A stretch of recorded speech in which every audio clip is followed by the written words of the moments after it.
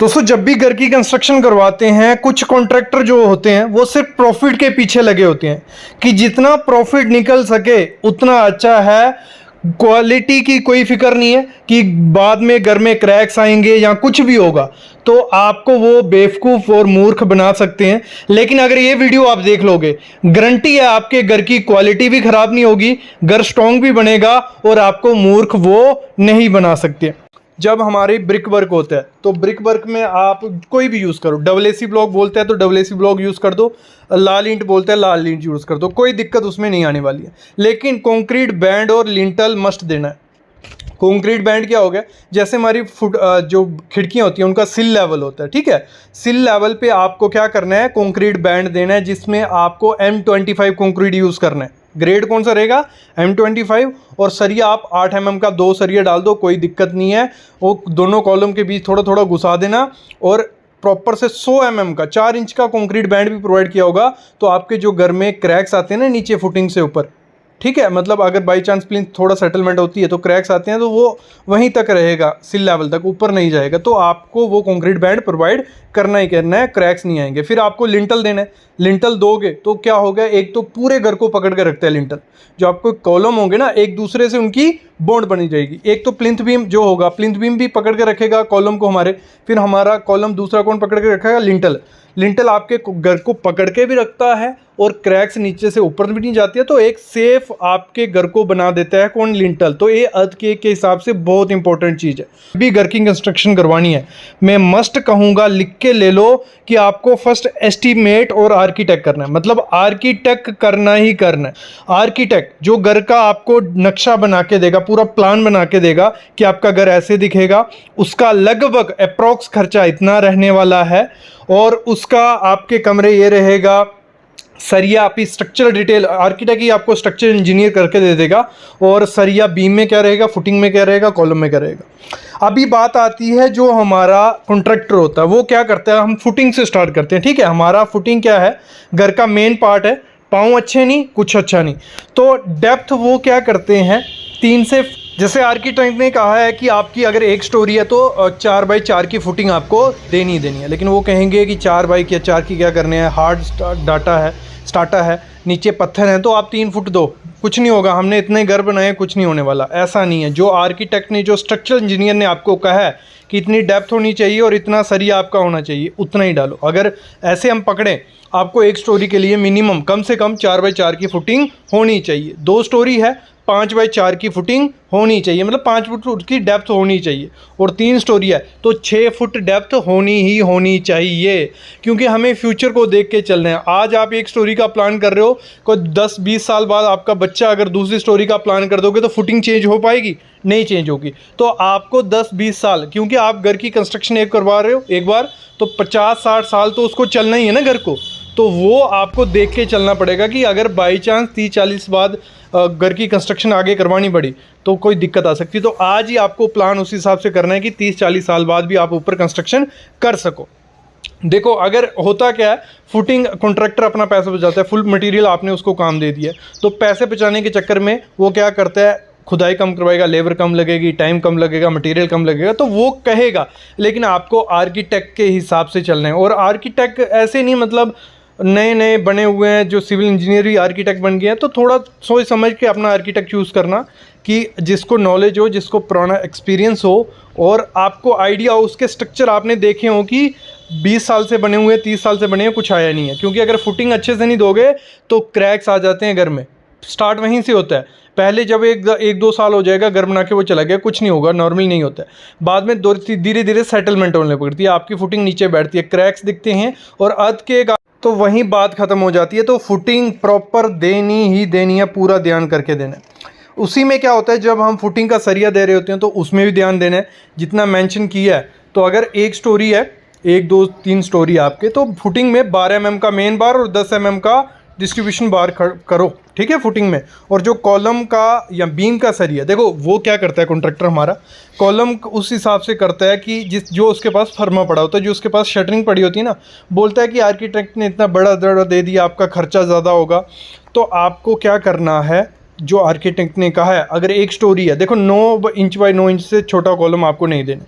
और अगर 2-3 स्टोरी है तो 12 बाई 12 का आपको कॉलम देना ही देना है, और 15 से 17 फुट से ज़्यादा दूर कॉलम नहीं देना, क्योंकि आगे आगे इन्वायरमेंट होता जा रहा है हार्श। तो वो अपना फ़ायदा देखने के लिए ये कहेगा, बोलेगा कि हमने काफ़ी घर बनाए हैं, आज तक इतना हैवी सरिया नहीं दिया। उस आर्किटेक्ट को कुछ नहीं आता है, सिविल इंजीनियर को कुछ नहीं आता है, उसको पता है कि स्ट्रक्चर क्या है, वो कॉन्ट्रैक्टर को नहीं पता होगा। उसको पता है कि देखो पुराने बाकियों के घर मत देखो इस समय, अगर आर्किटेक्ट ने कहा है यहाँ पड़ेगा तो पड़ेगा, क्योंकि बाकी घर कॉन्ट्रैक्टर ने बनाए और उनको आइडिया नहीं है कि किस हिसाब से स्ट्रेसिस रहते हैं, किस हिसाब से फोर्सेस पड़ती हैं, बेंडिंग मूवमेंट क्या है, शेयर फोर्स क्या है, उनको कुछ आइडिया नहीं है। कैसे आप अपने घर को अर्थक्वेक प्रूफ बना सकते हो, वो सिर्फ आर्किटेक्ट को, स्ट्रक्चरल इंजीनियर को पता है।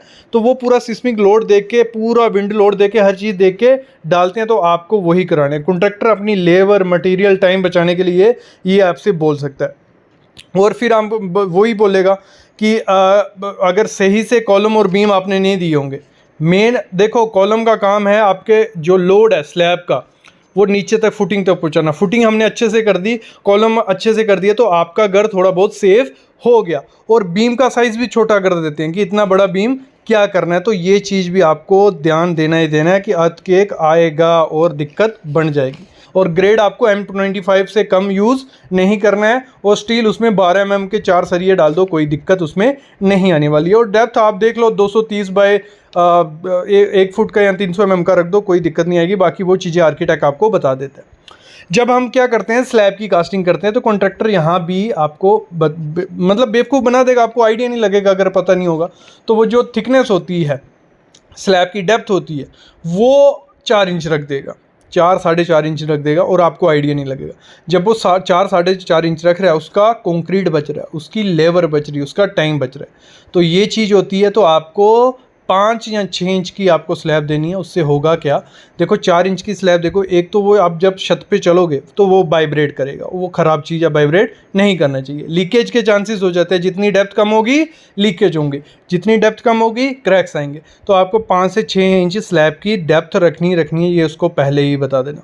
और जब स्लैब का सरिया बांध रहे हो ना, उसमें भी चीज़ ध्यान रखना कि जो मेन बार रहेगा, पहले तो एक चीज़ समझ लो, आपको जो टी बीम देने, टी बीम दो यार घर में। अभी मेरे ख्याल में स्लैब बीम उतने सेफ नहीं रहते, स्लैब बीम थोड़े बहुत बीच में ठीक रहती है, लेकिन टी बीम दो, जो लटक बीम भी जिनको बोला जाता है, नीचे जो बीम आपके छत के नीचे दिखते हैं, क्योंकि फॉल सीलिंग आज लोग सब करवा रहे हैं, तो फॉल सीलिंग में वो छुप जाएंगे, कोई दिक्कत नहीं है।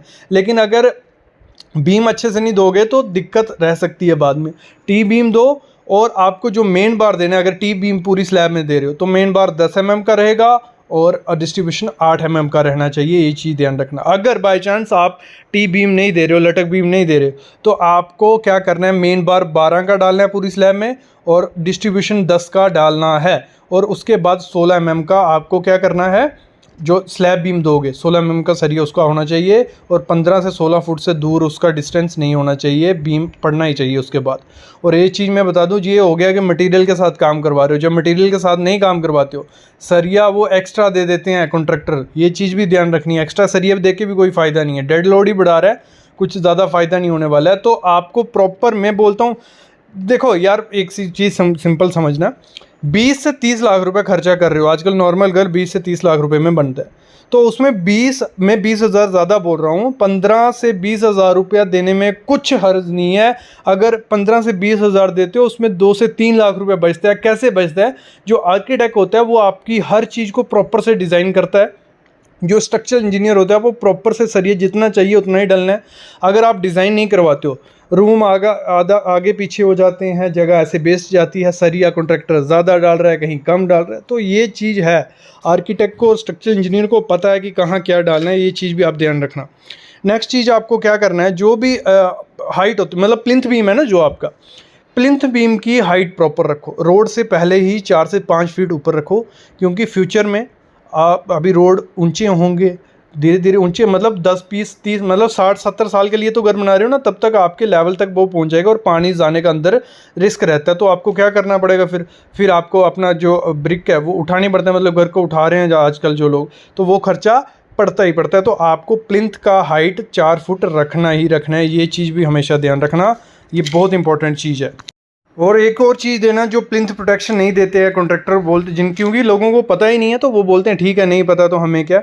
तो प्लिंथ प्रोटेक्शन आपको देनी है। जो आपका घर है उसके चारों तरफ आपको मतलब 2-2 फुट तो कंक्रीट की 100 mm की लेयर डाली मतलब थोड़ा खोद लो उसको और चारों तरफ आप डाल दो कि आपका जो पानी है वो बाहर से निकल जाए आगे पीछे।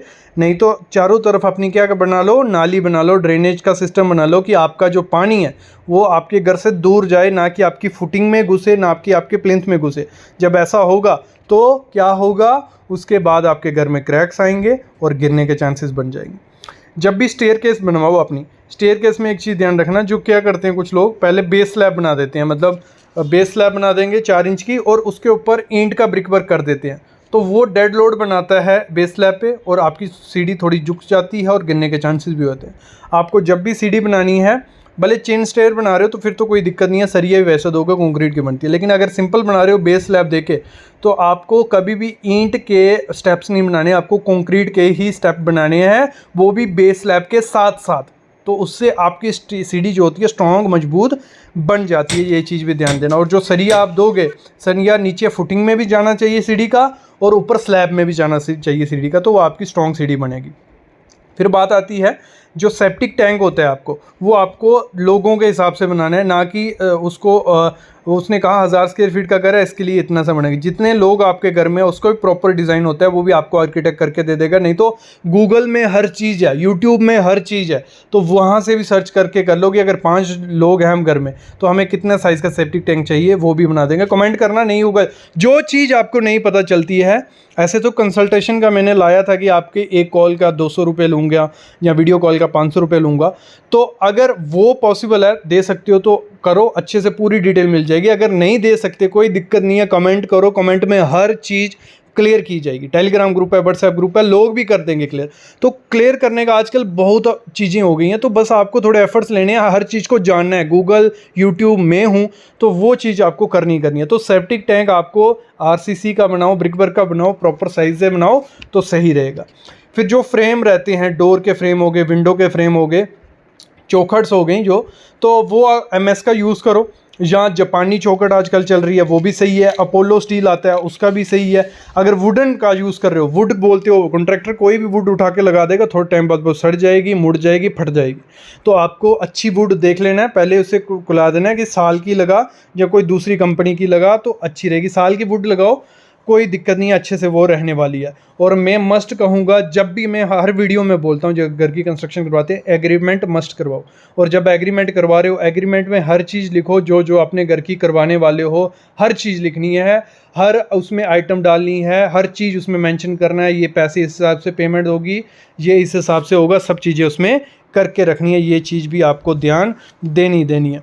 नेक्स्ट चीज़ जो आपको करना है, कम्युनिकेशन रखनी है। जो आपका आर्किटेक्ट होगा उससे भी आपकी बात होनी चाहिए, कॉन्ट्रैक्टर भी। कभी भी मैं बोलता हूँ, ये अपना एक्सपीरियंस है मेरा, जो आर्किटेक्ट आपको कॉन्ट्रैक्टर सुजेस्ट करता है ले लो, कोई दिक्कत नहीं है, लेकिन एक बार उसके बारे में पता कर लेना, पुराने प्रोजेक्ट देख लेना। पॉसिबल हो तो ये रखो, आर्किटेक्ट अलग हो, कॉन्ट्रैक्टर अलग हो। हम ब्रिक वर्क और कॉलम करते हैं, मतलब हमने ब्रिक वर्क जुड़ाई कर गई, फिर हमने कॉलम करते गए साथ में, ठीक है। तो उसमें होता कि आपकी बॉन्डिंग काफ़ी ज़्यादा अच्छी बनती है, मतलब आपका ब्रिक वर्क और कॉलम में क्रैक कभी नहीं आएगा, ये चीज़ है। और कॉन्ट्रैक्टर भी मोस्टली यही करते हैं, क्योंकि उनकी शटरिंग बचती है दो तरीके से। और थोड़ा मेरे को लगता है उनको दिमाग में है कि ये जल्दी काम होता है, लेकिन वो ऐसा नहीं है, स्लो काम है। तो अगर आप ब्रिक वर्क और कॉलम करते हो, बॉन्डिंग रहेगी, क्रैक तो नहीं आएंगे। लेकिन 8 उसके नुकसान है, कितने? 8। एक फायदा है, 8 नुकसान है। और ये जो कॉन्फाइंड मैसनरी बोला जाता है, ये तरीका होता है। अगर आपको ब्रिक वर्क और कॉलम करना है, कॉन्फाइंड मैसनरी करनी है, तो काफ़ी चीज़ें प्रिकॉशंस लेके चलना पड़ता है, फिर होती है। तो अब इसको मैं समझता हूँ, जो 8 नुकसान है क्या। जब आप ब्रिक वर्क करते हो और साथ में कॉलम करते हो, सबसे पहली चीज़, जो कॉलम का काम क्या है, वो प्रॉपर अलाइंड हो, सीधा हो एकदम। उसमें देखो आधे इंच का भी या 5 mm का भी अलाइनमेंट आगे पीछे नहीं होना चाहिए। अगर कोई अच्छा क्लाइंट होगा, जो बड़ी बड़ी MNC कंपनीज हैं, उनमें अगर 5 से 10 mm का अलाइनमेंट इधर उधर हो, उस कॉलम को तोड़ना पड़ता है, ये रूल है। लेकिन यहां पे जब हम करते हैं ब्रिक वर्क और मैसनरी कॉलम, तो होता क्या है, हमारा कॉलम कब कहीं जगह से अगर 300 का कॉलम नीचे से पकड़ के चल रहे हैं उसको, कई जगह से वो हो जाएगा 300, कई जगह पे 350, कई जगह पे 250, मतलब उसकी प्रॉपर अलाइनमेंट कभी नहीं होती है। गारंटी है अगर ये तरीका अपनाते हो, और अगर उसकी प्रॉपर अलाइनमेंट है ही नहीं तो वो लोड किस तरीके से अपना ट्रांसफर कर पाएगा, और फेलियर के चांसेस बढ़ेंगे ही बढ़ेंगे। तो अलाइनमेंट नहीं होती है, ये पहला उसका नुकसान है। दूसरा नुकसान क्या है, जब हम ये तरीका अपनाते हैं तो होता क्या है, हमारी जो ब्रिक है उसका वाटर अब्जॉर्प्शन बहुत ज़्यादा है, 15 से 20% वो पानी सोखती है। और यहाँ तो पानी उसको पिलाना, कैसे पिलाते हैं ब्रिक वर्क को, कोई उसकी तराई नहीं होती है, पहले उसको एक बाल्टियां जग फेंका और ब्रिक लगा दी, और उसकी तराई की नहीं की, किसी ने नहीं देखा। 10 दिन तराई भी करोगे ना और तब भी वो पानी सोखेगी। और जब हम कॉलम कास्ट करते हैं, दोनों तरफ शटरिंग लगा दी, बीच में हमने कंक्रीट डाल दिया, जो मैसनरी होती है जहां बीच में जो मोटार है वो पूरा पानी कंक्रीट का सोख लेती है। और जब कंक्रीट को पानी नहीं मिलेगा, जैसे मैंने कल बताया, तो वो 50% उसकी स्ट्रेंथ कितनी डिक्रीज होती है, 50% अगर उसकी स्ट्रेंथ डिक्रीज हो गई तो बचा क्या, कुछ नहीं बचा। अगर M20 का ग्रेड यूज कर रहे हो, कंक्रीट यूज कर रहे हो, तो वो 10 नहीं बचा, और 10 का कॉलम कहां टिकेगा। तो आपको ये नुकसान भी सहना पड़ेगा कि आपका पानी जो ब्रिक होगी वो सोख लेगी जब कंक्रीट कर रहे होंगे, और जब बाद में तराई भी करोगे तब भी ये दिक्कत रहेगी। दो गलतियां रहती हैं। तीसरा नुकसान जो बहुत बड़ा होता है वो होता है हनीकॉम्ब। और हनीकॉम्ब अगर स्ट्रक्चर में आता है तो वो स्ट्रक्चर फेलियर के बहुत पास होता है, क्योंकि अगर किसी चीज में हम होल कर देंगे उसकी स्ट्रेंथ बहुत ज्यादा कम हो जाती है। और ये ब्रिक वर्क और कॉलम को साथ में कर रहे हैं, ऐसा हो ही नहीं सकता है कि उसमें हनीकॉम्ब नहीं आए, गंजा नहीं आए। और हनीकॉम्ब आता है, टेढ़ा मेढ़ा दिखता है, उसको फिलअप कर दिया जाता है प्लास्टर से, तो वो कंक्रीट किसी नाम का नहीं है। मेरे ख्याल में अगर आपको कन्फाइंड मैसनरी करनी है प्रॉपर तरीके से करो, नहीं तो अगर ब्रिक वर्क और कॉलम करना है तो कॉलम कर देने की कोई जरूरत ही नहीं है, क्योंकि वो प्रॉपर कॉलम आप नहीं दे रहे हो। ये तीसरा नुकसान है। चौथा नुकसान इसी में आ जाता है जब हम कंक्रीट कर रहे होते हैं, क्योंकि हमने उसको दो साइड से शटरिंग की होती है, प्रॉपर सपोर्ट्स उसको नहीं लग रही होती हैं। किया क्या होता है, कील मारे होते हैं या वाइंडिंग वायर अंदर घुसाई होती है, तो उसमें जब वाइब्रेटर लगाने की बारी आती है, वाइब्रेटर हम मारते हैं तो उसमें वाइब्रेटर लगता ही नहीं। अगर वाइब्रेटर मारोगे होगा क्या, शटरिंग खुल जाएगी, ठेकेदार वैसे डर जाएगा क्या किया ये, कोई वाइब्रेटर मारते नहीं है। और वाइब्रेटर नहीं मारेंगे क्या होगा, हनीकॉम्ब आएगा, कॉम्पैक्शन नहीं होगी, बीच में वॉइड्स रह जाएंगे, तो वो फेलियर होगा ही होगा, बाद में क्रैक्स उसमें आएंगे ही आएंगे। और जब हम वाइब्रेटर मारने की कोशिश करते भी हैं, अगर बाई चांस बहुत अच्छी शटरिंग की भी है, क्योंकि टूथिंग होती है दोनों तरफ से, ब्रिक वर्क के को निकले होते हैं, खांचे छोड़े होते हैं, तो उसमें से क्या होता है, हमारी स्लरी बाहर निकलने लग पड़ती है। वाइब्रेटर मारते हैं, अगर वाइब्रेटर नहीं भी मारते हैं, वो शटरिंग प्रॉपर से नहीं हुई होती है, क्योंकि उसमें स्पेस ही नहीं होती उस तरीके से, प्लाई भी मार लो, कुछ भी कर लो, तो होता क्या है, उस जॉइंट में से क्या निकलने पड़ लगता है, सीमेंट और पानी दोनों साथ में निकल जाते हैं, और पीछे बचती क्या है, कपची, एग्रीगेट। तो वो क्या करेगा, कुछ भी नहीं कर सकता है। तो ये बहुत इंपॉर्टेंट चीज है, ये गलतियां हो जाती हैं अगर आप क्या करते हो, ब्रिक वर्क और कॉलम साथ में। फायदा एक ही है कि उसमें क्रैक नहीं आएगा, वो फायदा आपको उसमें भी मिल जाएगा जब आप कॉलम करते हो और फिर ब्रिक वर्क करते हो। मैं उसको बताने वाला हूं आगे कैसे करते हैं कैसे नहीं। लेकिन अगर मैं कहूं कि आपको ब्रिक वर्क और बाद में कॉलम करने हैं, तो मेरे ख्याल में as a technical person, as a engineer नहीं करना चाहिए, क्योंकि उसमें कुछ चीज़ हमारी बैलेंस नहीं हो रही है। जहां एक फ़ायदा है 8 नुकसान है, तो वो चीज़ सही नहीं है। अगर कन्फाइंड मैसनरी, इसको कन्फाइंड मैसनरी बोलते हैं कि ब्रिक वर्क और कॉलम बाद में करें, स्टील का स्ट्रक्चर बाद में डालें, लेकिन इसमें प्रिकॉशंस कैसे लेने होते हैं। अगर आपको एक चीज़ करनी है, जैसे मैंने बताया, ब्रिक वर्क जो रहती है उसको अच्छे से पानी पिला लो, खूब सारा पानी पिलाओ कि उसका वाटर अब्जॉर्प्शन जो रहा है वो मतलब अप्रॉक्स जीरो हो जाए। जीरो होती नहीं है, लेकिन वो बिल्कुल जीरो हो जाए। दूसरी चीज जो आपको शटरिंग करनी है, जब प्रॉपर शटरिंग करनी है और बीच में डालना है फोम, दोनों तरफ आपको साइड पे फोम डालना है कि आपकी प्लाई में से स्लरी बाहर नहीं निकले। तीसरी चीज, आपको प्रॉपर उसमें वाइब्रेटर डालना ही डालना है। चौथी चीज, जब आप ब्रिक वर्क कर रहे हो तो आपको पूरी अलाइनमेंट रखनी है कि आपका कॉलम जो नीचे से लेके ऊपर तक सेम होना चाहिए। तो ये चीजें पॉसिबल नहीं होती हैं, कॉन्ट्रैक्टर नहीं कर पाता, क्योंकि इसमें टाइम जाता है। तो ये चीज नहीं करनी चाहिए। अभी आते हैं कॉलम, अगर हम पहले करते हैं तो फिर ब्रिक वर्क करते हैं, क्या होता है। देखो, सबसे पहला नुकसान जो देखा जाता है वो होता है कि जब हम कॉलम कर देते हैं, ब्रिक वर्क करते हैं, तो दोनों में जो बॉन्ड होती है, तो जॉइंट बनता है आरसीसी और ब्रिक वर्क में, मतलब दोनों का, वहां क्रैक्स आते हैं। क्यों आते हैं, उनको सही कर सकते हैं, क्योंकि इसमें नुकसान एक है, फायदे 8 है। ठीक है, समझ रहे हो फायदे 8 क्या हैं? जब आप ब्रिक पहले कॉलम करते हो तो प्रॉपर अलाइंड रहता है, पूरा सीधा कॉलम रहेगा। जो लोड होगा वो प्रॉपर स्ट्रक्चर मेंबर का काम क्या है, फ्रेम स्ट्रक्चर का काम क्या है, जो लोड आएगा वो प्रॉपर डिस्ट्रीब्यूट करेगा, ट्रांसफर कर देगा नीचे। ठीक है, तो जब आप पहले कॉलम करते हो, ब्रिक वर्क करते हो, जो उसमें जॉइंट होता है उसमें दो चीजें यूज कर सकते हैं, एक चिकन मैश और फाइबर मैश। अगर चिकन मैश और फाइबर यूज किया है तो क्रैक के चांसेस 50% डिक्रीज हो गए। 50% डिक्रीज हो गए, 50 और करने हैं। 50 कैसे होंगे? जब आपने कॉलम खोला, ठीक है, उसके दूसरे दिन उस पर हॉकिंग करना स्टार्ट कर दो, टाचा मारना स्टार्ट कर दो, थोड़ा थोड़ा टाचा मार दो जहां जॉइंट आने वाला है वहां। जब आपने रफ कर दिया उस एरिया को, टाचा मार दिया, फिर उस पर जब ब्रिक वर्क करोगे तो वहां पे नीरू लगाओ।